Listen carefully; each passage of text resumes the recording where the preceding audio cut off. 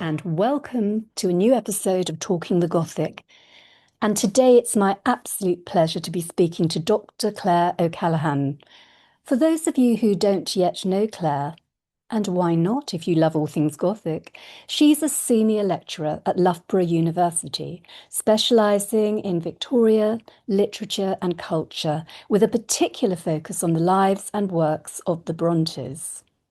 As editor-in-chief of Bronte Studies, the official journal of the Bronte Society, Claire works closely with the Bronte Parsonage Museum, where her current collaboration involves the transcription and publication of Charlotte Bronte's Little Book, a long-lost manuscript. She's also preparing a new edition of Anne Bronte's Agnes Grey for Oxford World Classics. But today we'll be focusing on Claire's knowledge of Emily Brontë, with her recent biography, Emily Brontë Reappraised, being the only biography to be published in the last 20 years, and it's now about to be reissued by Saraband Publishers in a significantly expanded edition. I've read the original version in which, as the publisher says, Claire brings new insight into how we read and remember one of literature's most enigmatic writers. Blending biography, feminist criticism, and cultural history, she dismantles the myths that have long obscured Bronte's life and art, revealing a bold, passionate, and politically attuned writer whose work still resonates today. She includes original literary and historical scholarship to trace the reinventions of Bronte's vision of love, freedom, and the wild northern landscape that shaped her imagination. Both accessible and deeply researched, this edition constructs a moving portrait of one of the most beloved writers of all time and invites readers to rediscover Emily Bronte's life and work anew. Well, being a huge Emily Brontë fan myself, I can't wait to discover what new gems Claire has found to tell us about in the new edition of her book, and what she'll tell us about today when, without further ado, I'd like to welcome her as my guest on Talking the Gothic. So Claire, it's really wonderful to have this opportunity to talk to you about Emily Brontë, especially as I'm obsessed with her novel Wuthering Heights. And for me, that obsession began when I was a child, when I saw the old black and white film with Laurence Olivier and Merle Oberon. And I only actually came to read the novel itself later on in my teens, when it seemed quite a different experience altogether. But I'm really interested to know what led to your own interest, which is not only personal, but so intrinsically woven into your professional life as a Brontë academic. Well, firstly, thank you for having me on here. I'm such a fan of the podcast and of you. So it's a pleasure to come and talk Emily and Gothic stuff with you. I was a really nerdy kid and I was always reading, and I was very, very lucky. My dad used to take me to the library pretty much every week, every Saturday or one day in the week, and he would sit outside and read the paper while I went in and just came out with big piles of books. And I read Jane Eyre, really, really liked it, and decided I was going to try another Bronte, but How old didn't. were you when you read Jane Eyre? I Sorry was to in butt my in. early teens. No, I was in my Yeah, early okay. teens. I feel like that's in my head, I'm younger actually, but I must have been in my early teens because I was aware that it was going to be on, it was on syllabus coming up in terms of, secondary Hmm. school and then certainly with A levels as well. So I was bookish kid reading those things. And I should say I read biographies and fiction. I was always obsessed with doing both those things. So I read Jane Eyre, loved it, and then got Wuthering Heights. And it just kind of, it was such a strange book. I just didn't know what Hmm. to expect. I think I'd expected this gothic text, which of course it is, but it was so much more. And I felt very strongly And I look back now and think the same, that I wasn't prepared for it as a reader. Somehow I felt like it was a really sophisticated book, and I was probably only skimming the surface in terms of superficially understanding it. I felt Mm. like I needed to go back through it. I felt like there was many layers to it, and I was really curious about who wrote this book. And so I then went and done some reading around the biography. And those two things basically began my lifelong interest in the Brontes and with Emily. I loved Jane Eyre, I should say, but Wuthering Heights just kind of I was drawn to it even though I didn't like it at the same time. And by that I Mm. meant I didn't there wasn't a particular character that jumped out at me that I thought, oh, I really love that character. They're really, they speak to me somehow. Mm. It was just this kind of cast, this ensemble cast of really dislikable characters, and I thought that was fascinating. And I was really into the Gothic and Gothic literature, so that became my personal account. And then I was always interested in women writing. I was interested in, as I say, biography and women. So I went on and studied that. I did English and history at university, and then I did a master's that was on women, gender, and writing. I was really interested in that connection between what it meant to be a women writer and then the kind of outputs from that. And from there, Yeah. then I've always kind of focused in on Victorian literature, and I'm really, really lucky. I have the nicest job in the world. I get to teach and talk about, the Victorians and the Gothic all day with students, and then get to write about it in my personal life. But I that love agree. has never gone. That love has That never does gone. sound like the best job in the world to me, definitely. So Yeah. really, with that best job in the world, and you can focus in on the Brontes, not only their poetry and novels, but also, as you say, the facts about their personal lives, which have always intrigued you. Mm. So with particular reference to Emily today, I mean, I hope we can come back and talk about the other sisters at another time. But Mm. with regard to Emily, what do we know about her character? What do you think she was like? If you met her today, how would you respond to her? And can we trust the accounts we do have, such as Mm. those from Charlotte or Mrs. Gaskell? It's a really, really good question. I think if I met Emily today, she'd probably avert her eyes and wouldn't want to talk. I mean, that's the kind of common image we have of her of kind of being antisocial, I guess, and not very sociable, even given the opportunity. And I think one of the things about her is she's such a private person. She put kind of Mm. boundaries between us and her reader, not just wanting to remain private with the pseudonym Ellis Bell, but even if you look at some of her non-fictional, her brilliant diary papers, she always draws herself with her back to us. It's like she doesn't want us to know her. So she puts these barriers in place. And I think for that reason, she's always been kind of known as the strange one. People kind of commented on that she was the strangest of the Brontes. Um, and we don't know much about her. We know she was fiercely intelligent. We know she worked for a little bit but didn't like it. We know that she chose a life working in the domestic sphere that gave her the freedom to manage herself, do the cooking, do the cleaning, contribute to those kind of tasks, but also write and learn and read and explore the landscape around her. So she was very, full of her own, I guess, her own independence. And we know that she was strong-willed. That's often said about her. But Mm. I think what's happened over the years, and it's the same, and it's true for all of the Brontes, is there's a mythology that's sprung up around them, in which the myth, as it goes, is that these are three isolated young women who were brought up in the middle of nowhere, who had no connections to anybody. This kind of horrible brother, cut off from society, and yet they wrote these magical texts, which to all extent and purposes is true. But because Emily doesn't leave very much for us in her own hand, within those two meeting places of this myth and then this gap in terms of what she's left for us, lots of mythic ideas about her have kind of popped up. And other people kind of filled gaps for us. And we Mm. have to, very often with her, rely on secondhand bits of information. But that doesn't necessarily mean that they're all true because I always say this, if my sisters told my life story, I'm sure it would be very different how I tell my life story. Yeah. So she is somebody that we can't ever really get to know, and she's somebody on whom a lot of people project, and who a lot of people have kind of retrospectively kind of tried to understand. And they've often done that through way of kind of different illnesses that are very kind of reflective of our own time. So in my book, I've just touched on a handful, things like anorexia, Asperger's, stuff like that. And I guess in the gaps of not having firm evidence, you can make those kind of arguments, but those kind of modern diagnostics don't necessarily map onto her very Mm. easily. So what we do know about her is that she's fiercely independent. She appreciated and wanted her own time. She loved the moors and she loved solitude as well. You know, her sister described her as, liberty, the moors were liberty to her and she was a solitude loving raven. So I think she's incredibly independent, and that independence in a time when women didn't have it is incredibly appealing today. I Yes. think it kind of really speaks to modern readers all the time. Absolutely. So let's imagine you're walking through the town, the village really of Haworth, and you're there in those days with Emily, and then you're there today.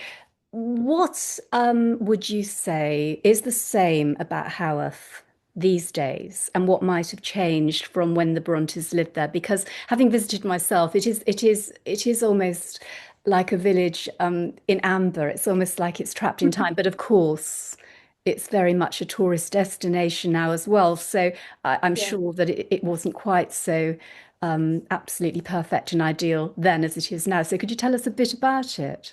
Yes, of course. So then, as now, the family home, which is now the Bronte Parsonage Museum, is at the top of the hill, right at the top of Main Street, which in its day was an emerging industrial town. It was full Mm. of kind of, weavers and cottage workers. It was incredibly crowded. It had terrible sanitation. It had poor drainage. People were throwing their waste out onto the street. It was a place that was actually full of sickness and death. And Mm. it was, I guess, in some senses cut off. Today you've got, a really good road infrastructure. We've got the railway, all of that kind of stuff. That just wasn't there in the day. So now we come here, as you've said, and Haworth is, full of coffee shops and bakeries and bars and gift shops. So it's a very, very different place. And yet the cobbles are still there that they walked on. The shop frontage, the architecture of that is still the same, even if the business is kind of different. There would have been homes and there would have been some businesses there. Specific places, destinations, stories where pubs we know where the Bronte brother Bramwell drank, they are still there. The what would have been the apothecary is still there. There are key places, therefore, that give us a sense of touching distance between then and now, that we can almost, feel the past. And I guess apart from within that main street and that kind of the tourist destination that is now, the wider landscape is still there. I mean, Emily would have known some of the moors near her home as working quarries.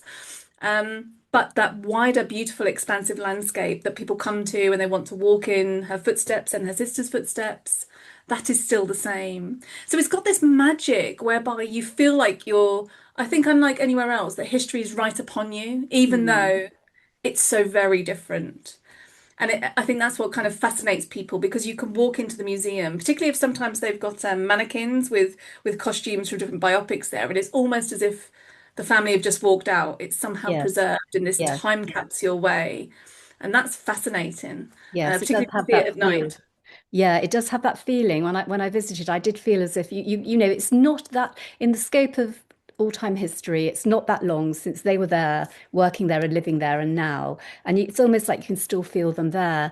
But what I found also remarkable, feeling almost like their spirits are still there, is that how close the moors that so inspired them are to the parsonage where they lived. Just a few short steps, and you're right there in this breathtakingly beautiful countryside where Emily and her sisters walked. And they all brought to life within their novels.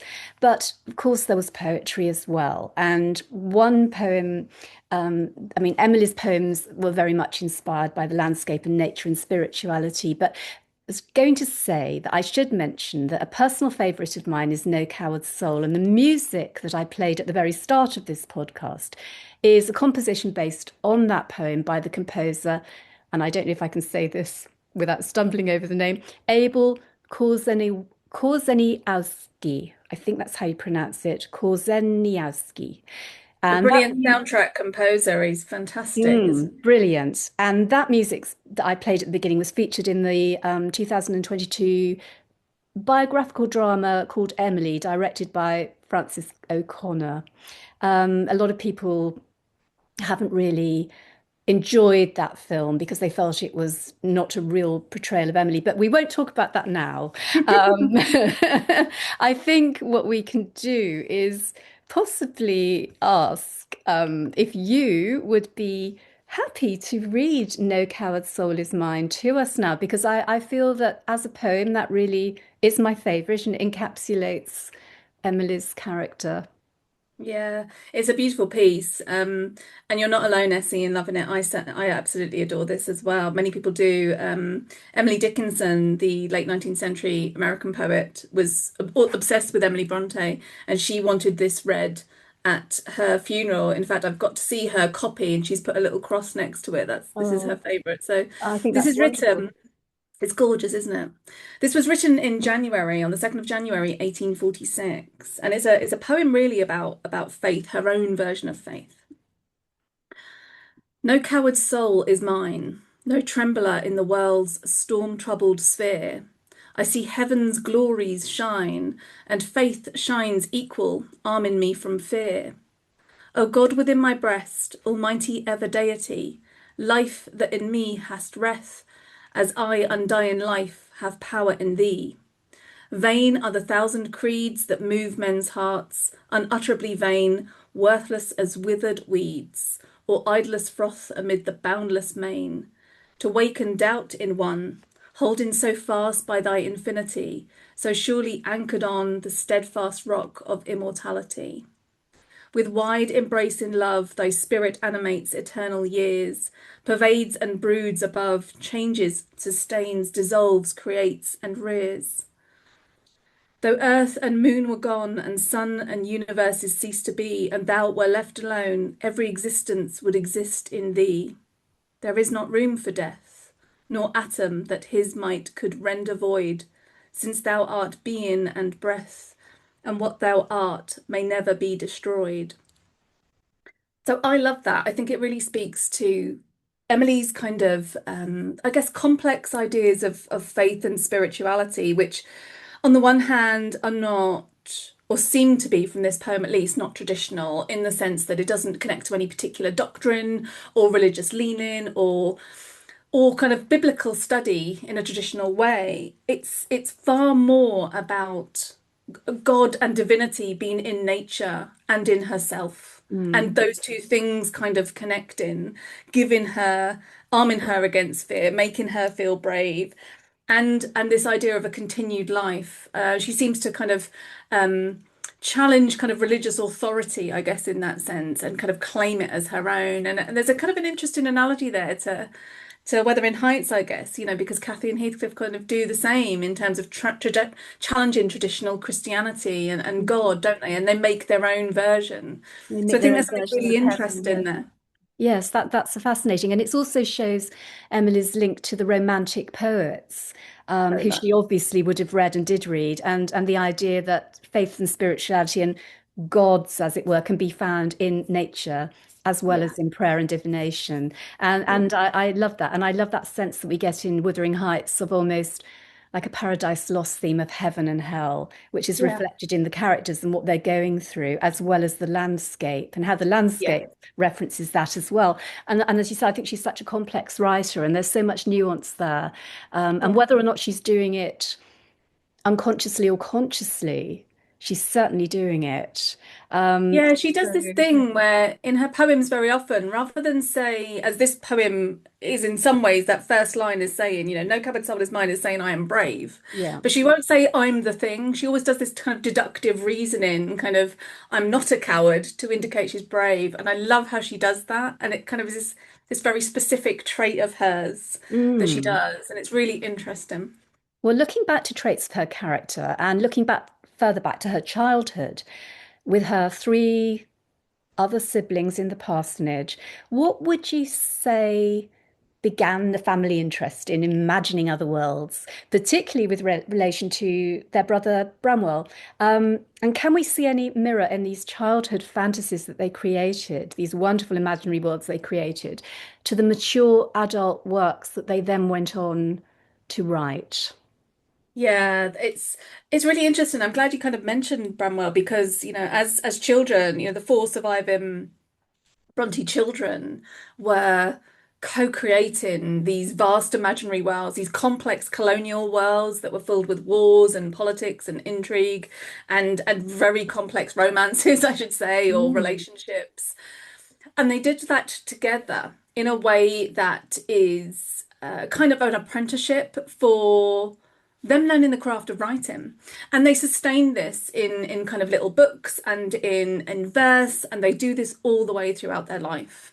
And in Emily's case, you can see that she's creating worlds that are these kind of colonial landscapes, but she's also interested in prisons and graves and dungeons and things like that when she's writing as well. So you've got these kind of the influence and the co-creation of them together, and then it's the sisters that I guess capitalize on that when they move from being poets to being novelists in the late 1940s.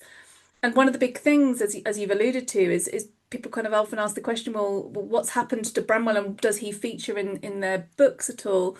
And he has been connected to certainly, Arthur Huntington and the Tenant of Wildfell Hall, which is Anne Bronte's second novel about a husband who kind of loses himself to alcohol and debauchery and all of the things that kind of rakish men of his period kind of did. But people have often also said that you can see some of Bramwell's troubles, particularly with addiction, with alcohol, in the character of Hindley in Wuthering Heights as well. And I guess to what extent those are true or those are just analogies, because the Brontes would have been surrounded by people that were drinking all the time. It was easier for people to get gin rather than it was to get other things. So, to what extent they are, or Bramwell kind of is as a direct copy in those sense into those characters, I think is an open question.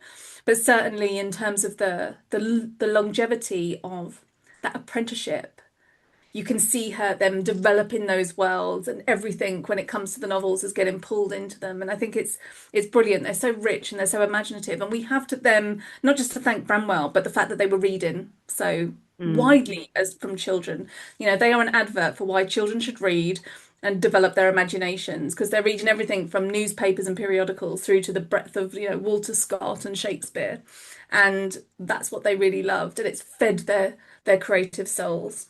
Yes, absolutely. And what I think is very, very moving is in the film, um, is it Walking the Invisible? Is that what it's To called? walk To invisible. Walk Invisible. Yeah. Forgive me. So that's Michael's book, isn't it? Your husband's Walking Yeah. Invisible. Yes, that's why it's in my mind. Yeah. Wonderful, wonderful book about walking in the steps of the Brontes, and I do recommend that. It's really, really interesting. So Sally Wainwright's film that she wrote, the script for that. There's scenes in that at the beginning when their children, the Brontes, and all four of them, including Bramwell, when they're writing their little books and they're being very creative and feeding off each other's imaginations, and they've all got flames like fire coming out Yes. of their heads as if this is the sort of crown of their genius. Yes. And at the end of the film, um, and I feel quite emotional. It's wonderfully, it's so powerful, and that Bramwell has reduced himself through drink and drugs, and he's just lost all the hope for his own future and the hope that everybody else had for him as well. And there's a scene when he's died and he comes back as a little boy and he walks into a room and the three sisters are sitting at a table writing, and they've all still got the fire coming out of their head, these wonderful flames of genius, and he hasn't.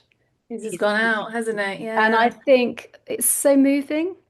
It's But so Ellie, moving, and that little boy is so cute that plays him as well, and you just feel his isolation. I guess that's mm, what they called it, the infernal world. On the one hand, it's the infernal world is the fire of their imagination, but it's also the dangerous path to ruination, I guess, in yes, Bramwell's the day. hell that he fell into.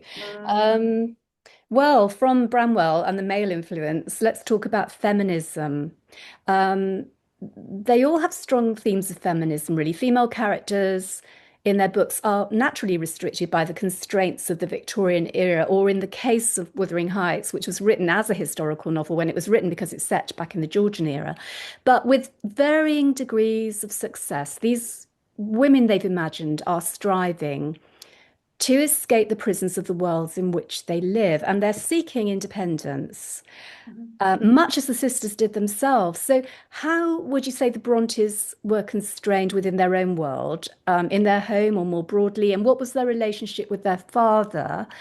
Was he a permissive man? I mean, we've talked about books and they had obviously lots of access to books, but what choices did they have in life beyond that? And were they forced to be secretive about what they were doing with their writing, with their father, as they may have been with Bramwell as well? And just tell us a little bit about that, because I'm always intrigued by the fact that they were living in this world with a parson. I mean, so they're writing books which are really interesting and as I said, full of feminism and really quite brave for when they were writing Mm. them. So how did they go about that?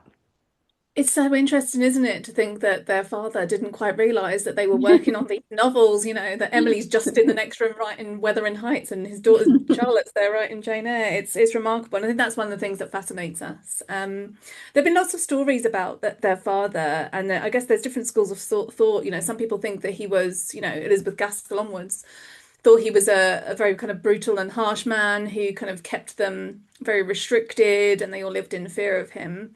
And there are those that kind of say, well, actually, he's a little bit more atypical for his time because he believes in the value of education. He is homeschooling them. He's not stopping them from, the sisters in particular, learning subjects and developing their knowledge of things that wouldn't have been accessible to them had they been in a traditional institution, we should say.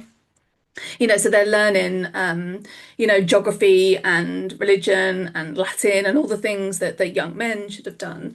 So he is given, I think he's somebody that believes in the power of education. And to that extent, he's also cultivating their imaginations. And he, for me, therefore, seems to have been a very positive influence.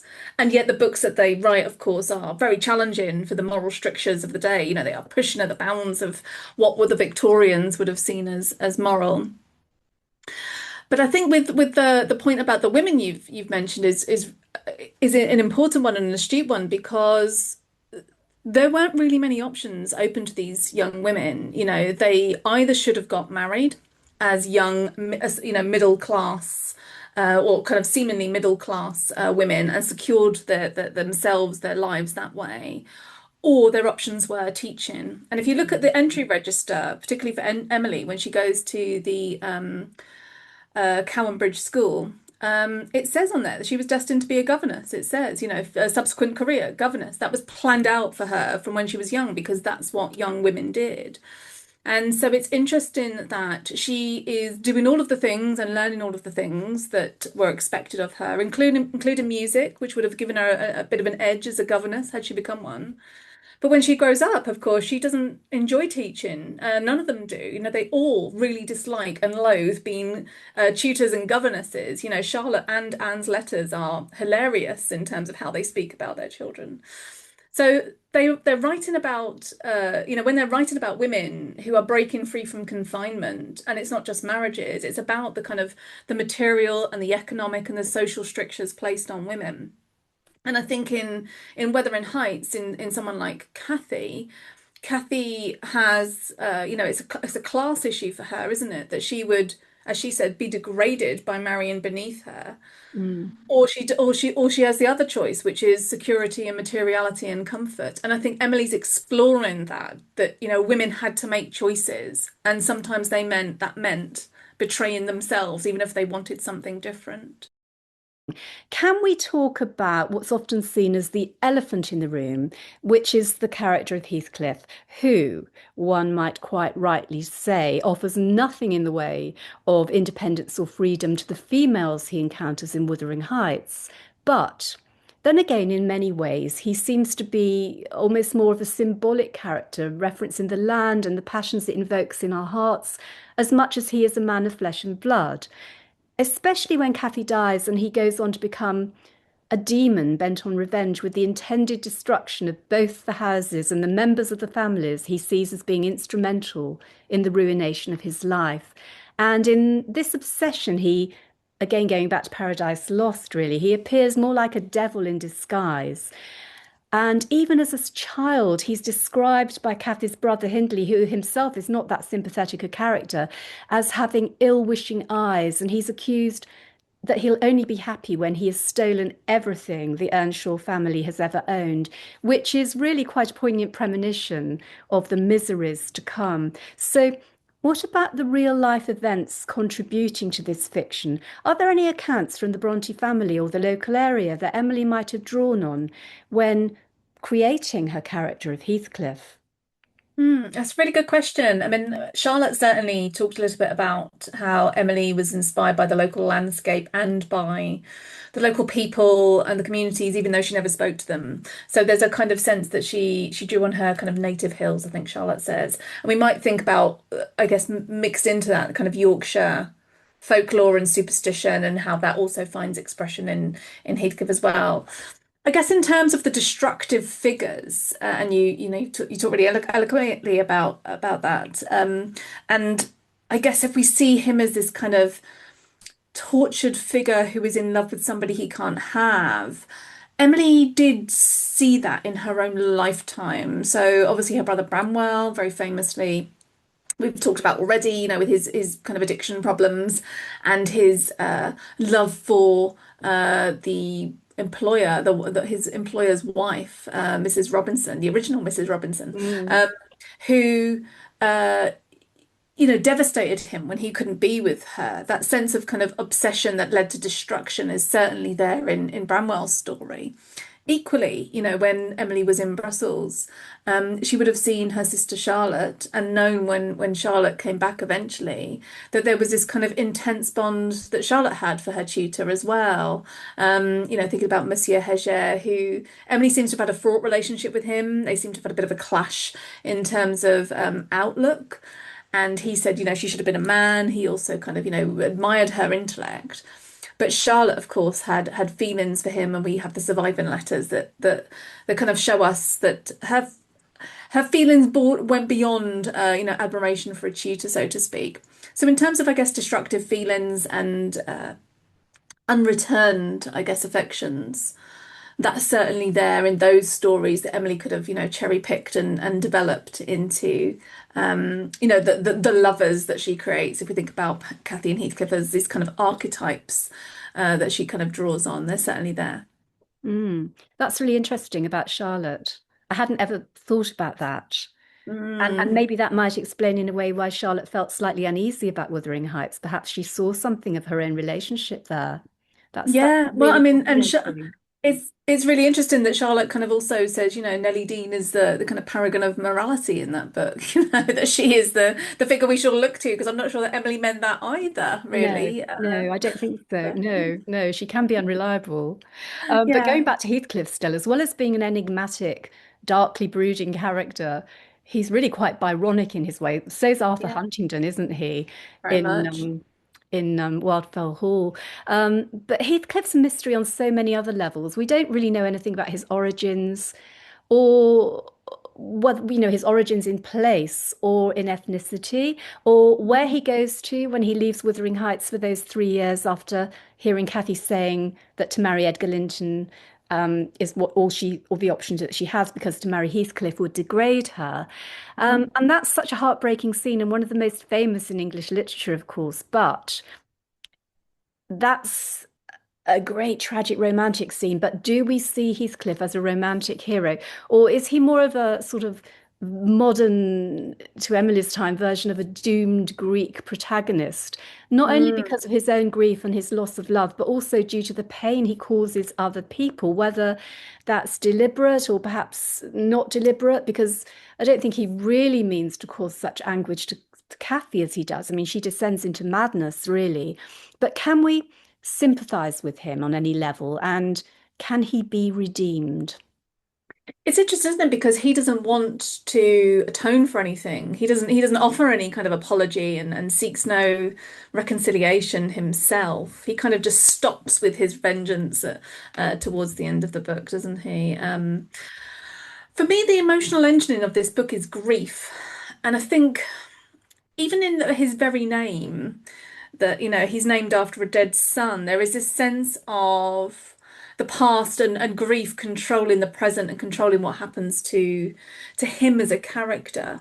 It's almost a foreshadowing, really, in some senses, that he's never going to have his own identity. He's going to always be longing for something and somebody else. And so for me, grief really is what fuels the book and fuels that bond between them. He loses Catherine multiple times, when she's alive, when she betrays him and kind of, chooses materiality, I guess, but also then when she physically dies.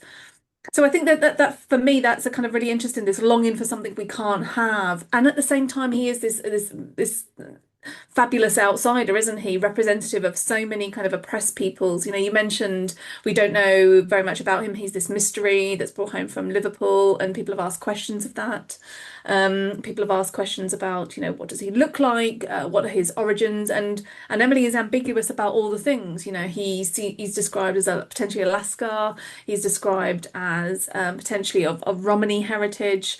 Nellie kind of says to him, who knows, but you might have been of a kind of, your mother, Empress of, which way around is it? It's your Queen father could have been the Emperor of China and your mother an Indian queen. That's the way around. I nearly got Yeah. them the wrong way around there. Thank you, Essie. So wonderfully That's exotic. exotic, but also incredibly prestigious, right? It's Mm, really mm, interesting that he's all the class things mm. in those. He's of an esteemed kind of heritage background, as well as kind of maybe been from Romany heritage, which began in Emily's time to have derogatory associations, but would have been seen a very particular way. So it's interesting that he is so many people Yeah. in many ways. His very From his very name onwards, and through his ambiguity. For me, though, he's constantly a character that is, like I said, he's just the destruction of wanting to have something that he can never have and can never get back because he can't deal with separation and loss. And then that I think is a very, very human story, which again transcends just the idea of love. They always say grief is the love you don't get to give, don't they? But for Mm, him, that I think is where people can feel something for him beyond just judging him for all of the horrible things which he does, which again, as I said earlier, he doesn't atone for. But in no. terms of empathizing with him for his grief, I think that's a really human narrative. I do feel at the end that there's a scene when he's saying to Nellie Dean that he looks every time he looks at Catherine's daughter, who by then is herself a Hmm. young Hmm. woman, well, late teens, he sees Cathy's eyes. And every time he Yeah. looks at Hareton, who is Cathy's nephew and her daughter's cousin, and the two cousins are falling in love in a sort of mirror of what happened to Mm. Cathy and Mm. Heathcliff. Um, Mm. and he looks at them both and says he sees her in them more and more every day. And I feel it's almost as if at that point, and when he realizes that there's an affection growing between them, he realizes he can't actually stop it. Until then, he's controlled them and he's been merciless. He's been Mm. absolutely brutal, but Yeah. he can't control that. And I think at that point, he sort of gives up. He just gives up. Yeah. And I'm not And saying he's that on. I don't think Go he on. necessarily condones their love. I just think he realizes it's something it's a bit like liaison dangerous. It's beyond my Yeah. control. Yeah. Yeah, absolutely. It's interesting that he because he wants to be haunted by Kathy, but as you said, towards the end he can't cope with that at the same Mm, time. mm. He wants both things simultaneously. And I guess that's the thing he can't ever square away at the same time Yeah. as well. He wants A- her to suffer and be damned as much as he wants her back. And again with Nellie Dean, and he's telling her about that he's dug up Kathy's grave and that he longs to see her ghost. And when he's in the house, Wuthering Heights, he can hear her or see her on the moors, but he runs out and she's not there. And if he goes out onto the moors, then he realizes she's back in the house. And if he goes into the house, she's not there. He's always searching for her. Yeah. And there's something very eerie about that. But I think, and this is a Gothic podcast, that Wuthering Heights is a novel that absolutely thrums with the supernatural. I Mm. mean, I myself have taken the theme of Kathy's ghost in my latest novel, but I love those observations that Emily Brontë makes in Wuthering Heights of sort of life beyond the grave. Yes. And do you think that Emily believed in life after death? Beyond the stories, I mean, in the Bible that she knew so well and the teachings of her father about a sort of traditional idea of a Yeah. heavenly afterlife? Or was she just drawing on a particular literary genre and then making it her own from that terrifying scene when Kathy sees her own corpse staring back through a mirror to horrific confession, as I said, about Heathcliff telling Nellie that he's dug up Kathy's grave? after nigh on 20 years, when, as Nellie says, did you not fear what you would find? It could have been absolutely hideous. And he says, no, she could not repulse me, which is a little bit of a sign of his totally mad obsession, isn't it? Um, Yeah. and then at the beginning of the novel, there's that. It's absolutely wonderful when Mr. Lockwood stays the night at Wuthering Heights. He's the tenant of Heathcliff who's come to live at Thrushcross Grange after, Heathcliff has managed to get his hands on that property. And he's come along to generously meet Heathcliff and befriend him. And Heathcliff is very surly, but Mr. Lockwood has to stay the night in Cathy's, where he's put to sleep, much to Heathcliff's anger, by Zillah the maid in the old box bed that used to be in Cathy's room. And while he's there, he looks at her books and her name that she scratched on the ledge. And then he has a fever dream. And in that dream, he wakes up and there's a storm going on, and he thinks, there's a fir tree, its branches hitting against the glass. So is it just the fir tree, or does he really hear and see a hand scratching and tapping at the glass? And does he really, is it just the wind, or does he really hear a voice, Cathy's plaintive voice saying, let me in, let me in? And then there's the scene at the end again when Lockwood is framing it and he's come back to visit. And, after all the events that Nellie Dean has told him about this life, and after Heathcliff has died at the end, and he is it Lockwood that says he met Yeah. a little boy in the lane driving some sheep, and then those sheep refuse to move on, and the little boy is upset, and he tells Mr. Lockwood that they can't go because they've seen the ghost of Heathcliff, and they're at him. He's really, really petrified. And there's Yeah. lovely, lovely, closing lines by Lockwood on, just musing on that. It's very beautiful, actually, but it's Mm. also very chilling Mhm. and spine Mm. tingling. It really is subtly done, but absolutely spine tingling. So, are these references to ghosts merely artistic devices? Or, as I asked, or this is a long way of asking it, did Emily really perhaps believe in ghosts, or did she experience anything that we would know of in her own earthly existence to support this idea that spirits can linger with the living? I love that question. And I love the fact that the book and that scene, chapter three, it's just fascinating. You can read it over and over again, can't you? And kind of try and work out, is he awake? Is it a dream? What's going on Mm. here? And it's just the most delicious scene in literature. The thing that really stands out to me, and as you've said, we can point to the kind of, her father, the biblical teachings, the fact that she would have known about the resurrection and life after death and all of those kinds of things. That's a given. And of course, there is the graveyard right outside her house. So she would have seen the volume of funerals happening. She would have seen people visiting the dead. And of course, there was the mortuary, which is right around the corner that would have been in Haworth. She's very much living in Right. proximity to death. Mm. In the one hand, she looks out the front of the house and death is there, but you go out the back and it's life on those moors, isn't it? Mm. One of the things that interests me in terms of plugging those things together, I think, is the family's Irish heritage, and the Irish kind of belief in the thin veil between life and death. The kind of the banshee world that exists, and the kind of the mourning rituals that the Irish have, which are very different from the kind of British rituals. That there is this connection between those things in Wuthering Heights, and I love the fact that in some ways the folklore and the superstition and the are they a ghost or are they real is kind of brought back around 360 at the end with this kind of ambiguous ending to this book Mm. where we don't know what has this little boy or the locals seen. And I've often wondered, well, if they have seen something, has Kathy aged forward now as a ghost? Is she adult Kathy? Have they been reunited in death? Or has Heathcliff died and met child Kathy and that's what's happened?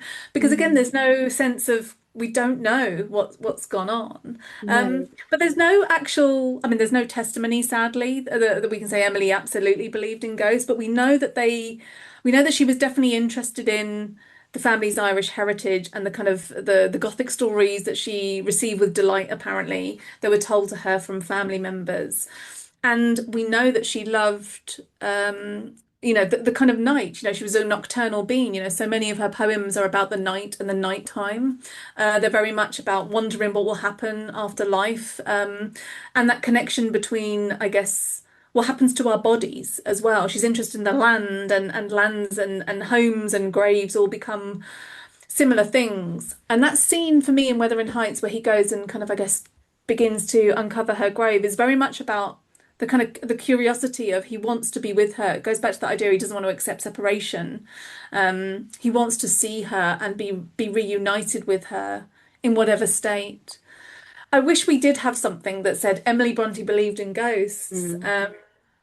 But there's so much richer. She certainly found them of artistic value. We can absolutely say that. And the Yeah. family certainly used them again and again and again. It's really interesting, isn't it? Could talk forever about her in that respect alone. Absolutely.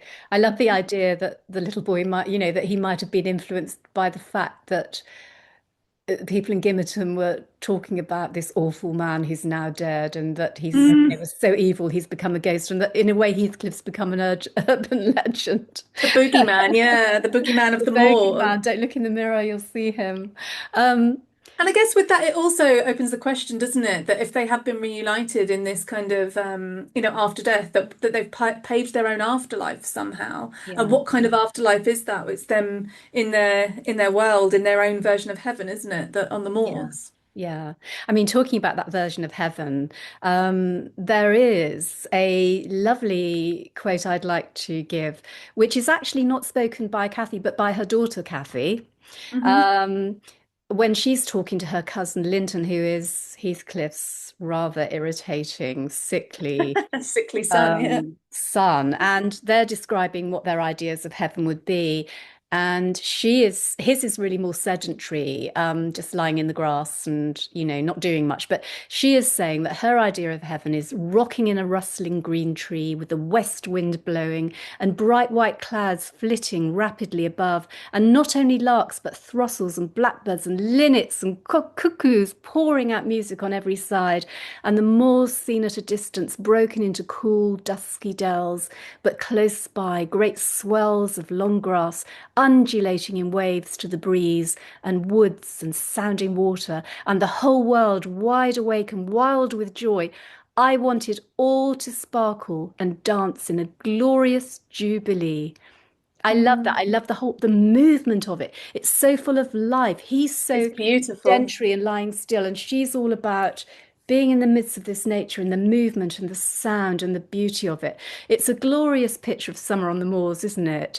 Hmm. But there are much darker scenes in Wuthering Heights. And I wanted to talk about, I mean, there's a lot of birds mentioned there, Hmm. and Emily does use birds. Hmm. So, um, could you tell us a little bit about, for instance, how she does this? I mean, I'm thinking about when she's talking to Isabella, when Isabella is becoming Mm. very much in love or infatuated with Heathcliff, and she's warning her off him. And then there's a dream that Kathy has about Heathcliff when she's very ill and she's near to death, and she's telling Nellie Dean that he showed her a bird's nest. So, could you tell Yeah. us about those two, the canary and the bird's nest? Yeah. Yeah, gosh, there are so many. And then there's a symbolic, Nellie describes Heathcliff's story as the cuckoo in the nest story as Yes, well. yes, yes, yeah.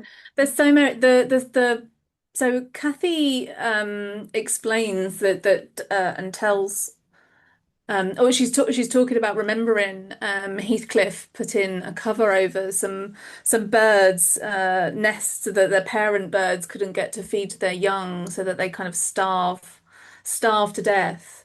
And it's a really terrible kind of moment. We don't obviously because it's a memory and a recollection. It's not direct, but for me it always brings very much forward an equivalent scene that Anne Bronte has in Agnes Grey that's also to do with Mm, birds mm. and violence towards birds, where she has to kind of perform a mercy killing so that the young boy doesn't, torture birds to death. And here we've got a kind of an equivalent scene of Catherine remembering Heathcliff doing this, preventing the parents from being with their young. And I guess that's one of the most, again, it works symbolically because it speaks to the kind of people being victims of violence. The young in Wuthering Heights, your Haretons, your Linton, and the second Catherine are the younglings who are victims of violence, particularly Heathcliff's violence in one way or another. And they're all starved, aren't they? They Yeah. suffer emotional deprivation, Mm, if not physical, sickness and deprivation. And I think that's one of the things that's really clever about Emily is that she uses, birds really, really symbolically. Yeah. The canary one is really, really interesting as well because I'm conscious that they had a canary. The Brontes had a canary. They had a Oh, bird called Dick the Canary. oh, right. Yeah, and Yes. so I always find that kind of really, because canaries are tiny, aren't they? You just kind of Mm. think it's kind of really, really, really awful. That he's kind of, basically, left to kind of fend for himself and is thrown, to the wild elements and in the surround, survival of the fittest. She's very much interested, I think, therefore, in using animals in this way that speaks to the emotional nature of the characters and the emotional trajectory of the story in a way that you would want a Gothic writer to do that. Mm. But the starving dead chicks is a kind of foreshadowing, I think, of all of It's the pain that's such going a to happen. dark foreshadowing, isn't it? It's It very, really is. very dark. I mean, it Yeah. is a very dark, disturbing novel, and one that also, as well as supernatural things, it explores every aspect of life, of the living, and it describes characters with such nuance and a profound understanding of how most people are a mixture of good and evil, Mhm. and how the traumas that can happen to young people in their childhood can lead to fractured psyches and cruel behavior in adults. And I think she shows that so brilliantly with Heathcliff.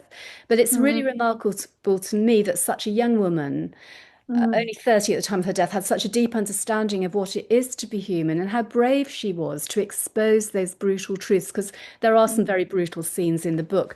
And they certainly didn't impress some of the earlier reviewers. So could you tell mhm. us about these early reviewers and what did Emily know about them? Yeah, good question. So we know that after Emily dies, there are 5 cut-ins found in her writing desk, one of which has never been traced to its origin, but there are 4 that we can identify from major periodicals, from the Examiner, from the Britannia, Douglas Jerrold's weekly newspaper, and one called the Atlas as well. So those really popular periodicals, where if you were a writer, that's where you wanted to be reviewed. Mm, Um, those reviews are all negative. They're even when the reviewers find something valuable to say about her voice and her narrative technique in that respect. By and large, the reviewers are concerned about the morality of this book and the fact that it's not just that there doesn't seem to be a moral compass or centerpiece to it. Emily's taken the safety valve off and kind of thrown us these characters. That it's a book that also is suggesting that religion can't give people any comfort because there's no traditional role for Christianity, at least in this book. Um, and everybody seems to be transgressive, not just transgressive, but with extreme violence. We've just been talking, haven't we, about the tormenting young birds. But that even happens, within the domestic sphere. It refers to domestic abuse, different forms of torture and imprisonment. It's pushing all of the bounds of the Victorians and their concern with morality. So it's mm, no surprising then that from these particular reviews that were found in her desk, um, they are all really quite condemnatory of Ellis Bell. So the Examiner described Wuthering Heights as coarse and loathsome. Douglas Jerrold's weekly newspaper said that the savagery depicted in the novel's pages made it difficult for the critic to discern a moral message, but that he was disgusted, shocked, almost sickened by details of cruelty, inhumanity, and the most diabolical hate and vengeance. So these are quite extreme reactions. mm. Was it the one Another about kind of eating cheese? the one These about are eating must. cheese. Yeah, that's a bizarre one. That's an American critic who kind of said there's an old saying that those who eat cheese late at night will have nightmares. The Yes. author of Wuthering Heights has obviously eaten cheese, which is a kind of really bizarre way to, I guess, kind of capture the nightmarish nature of the book. My Yeah. favorite, which was from an American periodical, just says read Jane Eyre but burn Wuthering Heights, which I think is Oh, not necessarily calling for a book burning, but certainly shows us and reminds us that even though today this is very often kind of reconfigured as a love story to some yeah. extent, that this was a deeply shocking book, That's really pushing right. every Gothic button in its day. Yeah. And Emily knew that. Unfortunately, in her lifetime, she doesn't live to see what's going to happen, which is that actually people will respect her and love her work. And it's a couple of years later that a critic called Sydney DeBell, writing in a piece called The Palladium, writes what is one of the first pieces that says, "This is the most original book I've read in a long time. The work in this book is the thinking out of a poetess or a poet," and thinks that the characters are unlike anything in literature, and for that reason, that this is a work of genius, and that really, I guess, paves the way for a different kind of response to that book that is more akin to what we now have today, where it's very often heralded as people's favorite book and a work of genius Yes, still. well, I really wish that Emily had lived Hmm. to know that. I mean, sadly, she and her siblings were all cursed to early graves. But what rich worlds they left behind. And Claire, I don't know if you feel this as well, but for me, Wuthering Heights, it's not simply a story. I feel as if the characters, and I think this is the power of the book. I think lots of people feel that the characters and the events in the book are kind of actually existing in some parallel world. They're not just on the page. And when you close the book, they're still there. They're real. They're just so real. I can't Mm, explain it, but they don't feel just like characters in a book to me. They do feel as if they exist. And mm, what I really wish is, and I hope that if there is life after death, and if Emily has any, interest in looking back on this world at the moment that we live in, I just wish that she would understand and that those constraints of the age in which she lived were making people feel like that, and that nowadays there's so much admiration and love for her work, and it mm. resonates all around the world. And through that, she has lived after death. Her spirit will never Yes. die as long as we are reading this book. And with that, I'd really like to ask you, and we could talk forever, but unfortunately, we will have to limit our time today. I hope you'll come back again another time. But I would like to ask you what you might suggest as a Gothic recommendation to the listeners of this podcast. And it can be anything you like, a book, a painting, an object of significance to you. Okay, so I have always loved the Pre-Raphaelites. I've always loved the Pre-Raphaelites. I remember getting out again, going back to my library days when I was a child, getting out a book on the Pre-Raphaelites because I just loved their art, and You're I my was spiritual sister, Claire. yeah, exactly. I know we're like twins. I was obsessed with the picture Beta Beatrix. I think that's how you pronounce it. I've never Yes, quite yes. known, Yeah. which is Dante Gabriel Rossetti's painting of his lover, Lizzie Siddal, at the moment of her death. In a way, I guess it connects to Wuthering Heights, doesn't it? This obsession with somebody, Mm. in death and how death controls us. But I've always been fascinated by that. And when I lived in London many years ago, and it was my first, I just joined, I think, eBay at that time. I'd heard about this thing, and I managed to get a framed, very large version of Beta Beatrix for 99p from somebody in Richmond that was giving it away. And it still is in my office at work. And I am fascinated, and I've always been fascinated by that image. It's got multiple layers of symbolism. But then when you start to find out about Lizzie Siddal and you find out about this young woman who was an artist and a poet in her own right, she wasn't just the lover of, one of the prominent Mm. pre-Raphaelites. She was her own artistic figure. And she also had a terrible life as well. But she's somebody who, I guess, in a way, her story connects to Wuthering Heights because people have often been interested in the fact that Rossetti put in a poem or a manuscript of his own poems into her grave and then went back to recover them. He And did the dug them same as up. he could. He dug Yes, them up, but yes. but far more darker reasons, I think, because he just wanted his Mm. poems back. Mm. But her life is fascinating, and I think finding out about how she is a muse for all of the Pre-Raphaelites and some of our most fantastic artwork of all time. Ophelia by Millet jumps out as well. But that particular image, Beta Beatrix, is just so gothic and so evocative. I can stare at it for ages. I just think it's incredible. So if people don't know that one already, I'd encourage them I to be familiar will with I will that. load that up because I always put images to go with the podcast so that people want to watch it on Substack rather than listening to it on, other means. They can actually see images. I will find that. I will There's so also, much symbolism in it. yeah, it's brilliant.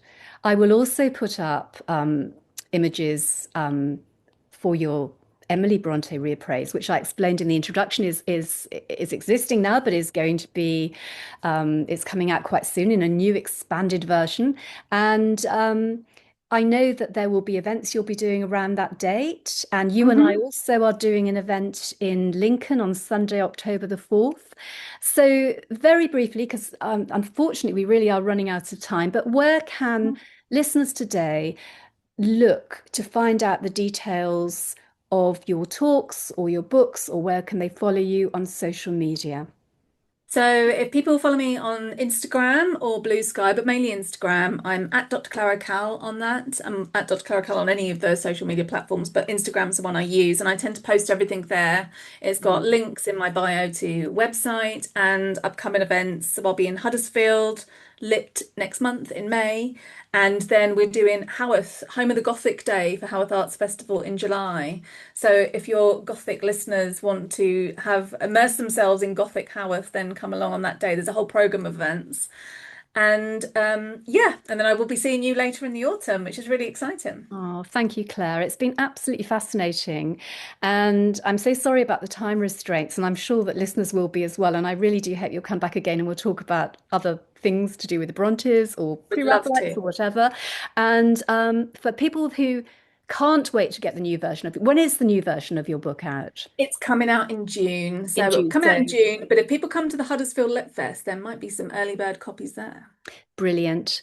And I can absolutely recommend it. I have my own copy right here, and it is full of fascinating facts, and it's all drawn with such a sensitivity of appreciation for its subject. It's something to cherish for all of us who have a passion for the Brontes. And, even if you think you know it all, you don't. Claire will explore things that you've never thought about. And it's just a wonderful tribute to the life and the astonishing work of the strange one, Emily Bronte. So Oh, thank thank you, you, Essie. Claire. Thank you so much for being a guest. And I hope to speak to you again soon. Thank you.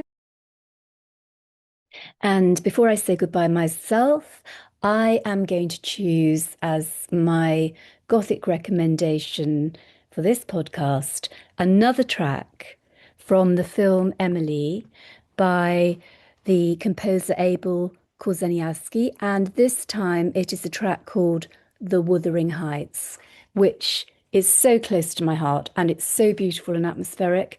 I hope you enjoy it. The whole album is an absolute delight. And with that, I will say goodbye.